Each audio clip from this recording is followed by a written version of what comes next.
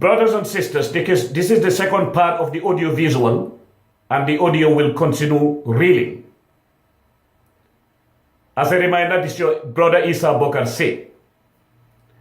In Kanilai, just a clue for now. What about if Ecomig forces are let in and then discover a lot more cocaine similar to what was found in Banto more than 4 to 5 years ago? Do you remember when Yaya Jammeh was deposed? When the Guardian and other newspapers said then the route or the conveyor belt or the conductor of cocaine transshipment from South America to West Africa is going to freeze. On the other hand, when some of us made reference to Tintiba, there were people who might not have known why. Didn't they discover the skeletal remains of Gambians in those swamps? I do not use emotions when investigating or gathering information on any matter. What guides me is principle and facts. Today I am sending this clue once again. Clue embedded in open-ended question. Why not Ecomig forces be left to mow the area and then we see what next in Kanilai? The Kanilai challenge could as well be seen as that of security and morality combined. Are we going to allow hypocritical morality to sugarcoat truth? Remember, Yaya killed and tortured Jolas, more than Senegal and Gambia combined, and you know that. To those trying to see security as tribalism, have they forgotten when Yaya killed Alexandra Jima, spokesperson of the MFDC? Have they? But for certain buffoons, Yaya Jammeh is Jola, that is to be honored by them. His so-called kin say Yaya is a victim.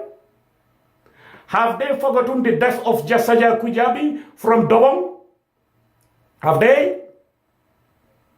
Have they forgotten the death of Yaya's own brother? Here we are defending Yaya's own kin, his own blood brother, against his vicious nature.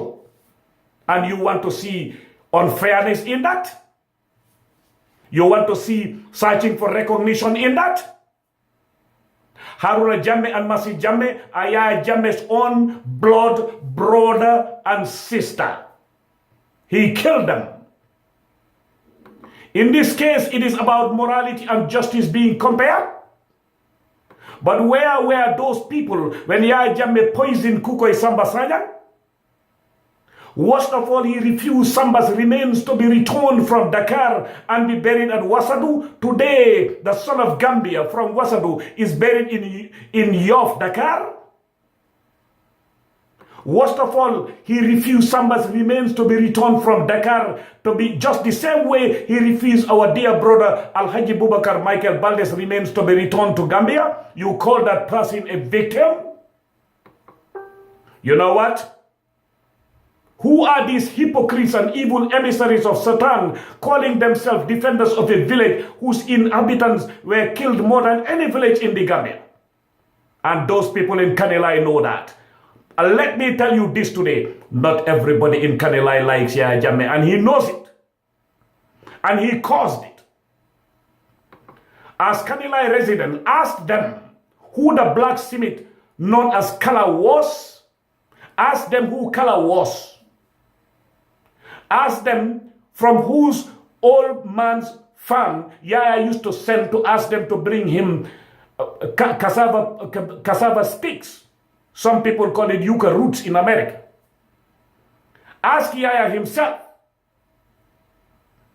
What we need now is a balance where understanding is needed more than suspicion and pollutants.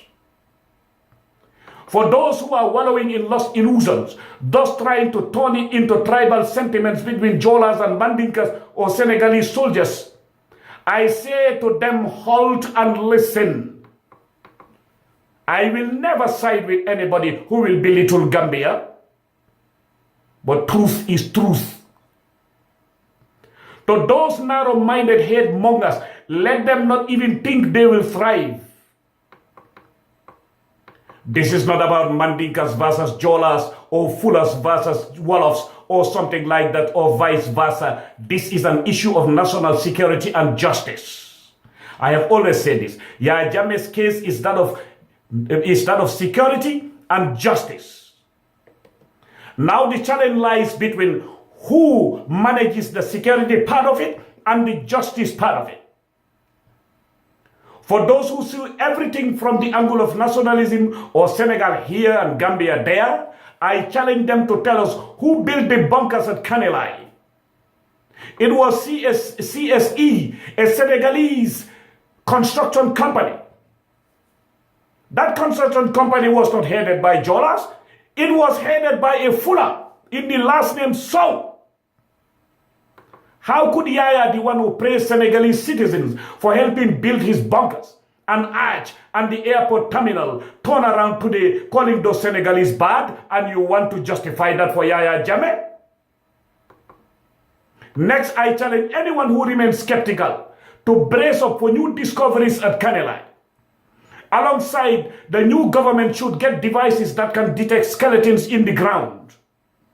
When they do, let them scan the entire territory at mile 2. Let them go ahead and then do so behind Parmassing along Bond Road, and then see if they will not discover a lot more convincing clues.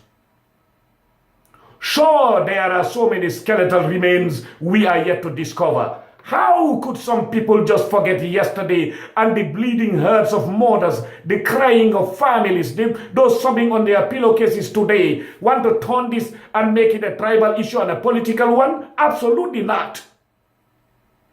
Get to Kanilai.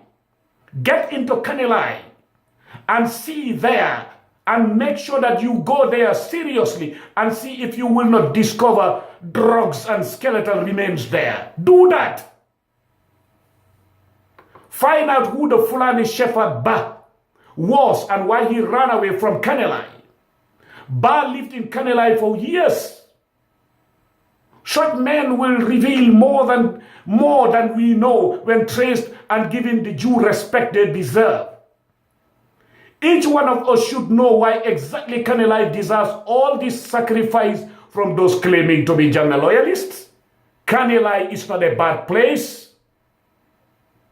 The entire population of Kanilai are not with Yaya Jammeh, and he knows that. Like I said, if they wake the demon in them to cause turmoil, some of us care less about being assigned by governments or not. This is a question of humanity. I am not after portfolios or recognition. What I am after is to serve humanity and serve truth. That's it.